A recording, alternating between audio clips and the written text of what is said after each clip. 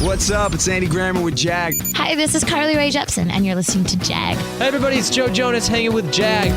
This is Heather Knox with the hottest Jag I've ever seen. Ryan Seacrest with Jag. It's B.O.B. checking in with my homie Jag. So much swag with my homie Jag. It's the Jag Show Podcast.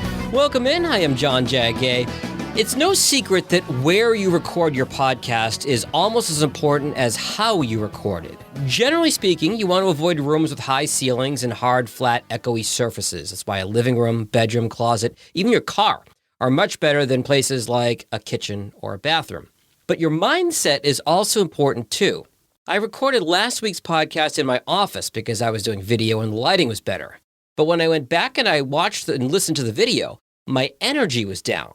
I was in kind of an office mindset. It's the same room that I take conference calls in. And oh, by the way, my wife is on a lot of conference calls in the other room, just a couple rooms away. So my voice is just naturally a bit lower, a little bit less energy. So this week, as you can see, if you're watching the video, I am back in my studio with the sound padding on the walls. I can project and I can have a little bit more energy. And hopefully the lighting's better thanks to this Logitech Brio webcam and my ring light. Okay, on to this week's podcasting news. Remote recording apps are adding versatility. Squadcast now has a video option. I haven't tried it yet because I'm grandfathered into their audio-only plan. I don't want to lose it. Riverside, which I use when I have more than 4 participants, which is Squadcast limit, or when I want to use video. Riverside's what I use. They now have an option to only record the audio and not the video. And Zencastr now has a video option, which you can turn video on or off for. Also, tip of the cap to my fellow podcast producer, Johnny Peterson of Straight Up Podcasts. He points out that Zencastr announced they'd be free during the pandemic. Problem is, there's no end in sight to the pandemic. So what's the cutoff? It's great marketing for Zencastr, but much better for the consumer. If you want to try something for free, try Zencastr, Zencastr, no E on the end of it. Also popular, StreamYard. I know Steve Steward and the Podcast Editors Academy use that. And I may jump onto a live stream in the coming weeks with fellow podcaster Matt Cundil of the Sound Off Media Company. Now, the new version of Apple's iOS, it's version 14.5, going to have some tweaks in the Apple Podcasts app. There's going to be a, quote, latest episode button so folks can sample podcasts they aren't subscribed to. Also, speaking of this, beware starting your podcast with an ad. You've only got one chance at a first impression.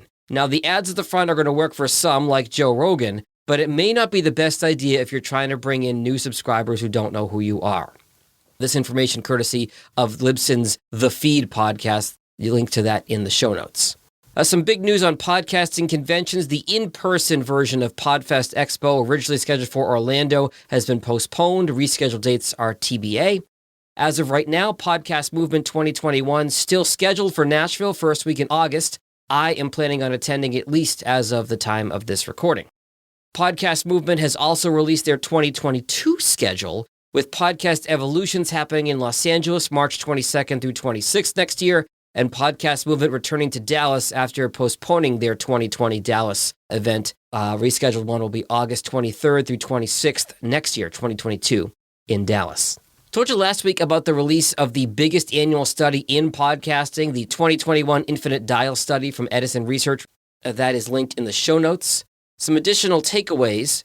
First, from Podcast Business Journal, the amount of monthly podcast listeners jumped 10% in the last year alone, up to 116 million American adults, that's age 12 and up. 41% of them now listen to podcasts every month. The amount of weekly podcast listeners jumped 17% since last year.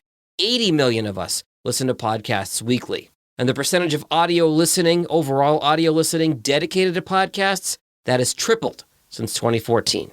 James Cridlin from Pod News points out that 12 to 34-year-olds now make up half of U.S. podcast listeners, with 56% of them listening to podcasts every month. This is a great way to reach a otherwise very tough to pin down demographic, those 12 to 34-year-olds. And finally, for those of us Zennials, those are borderline Gen X and Millennials, maybe some Millennials as well, everything old is new again. There is a DuckTales podcast coming from Disney. It is called This Duckburg Life. There is a YouTube preview linked in today's show notes. Go Orange. As of this recording, they are playing late Friday night And what would have been beer for 20-year-old me will be coffee for 40-year-old me with a 9:40 approximate tip-off. Stay healthy and stay safe. I will talk to you next time. Later. Thanks for listening to the Jag Show podcast. For help with your podcast, find Jag on social media at Jag in Detroit or on the web at jagindetroit.com.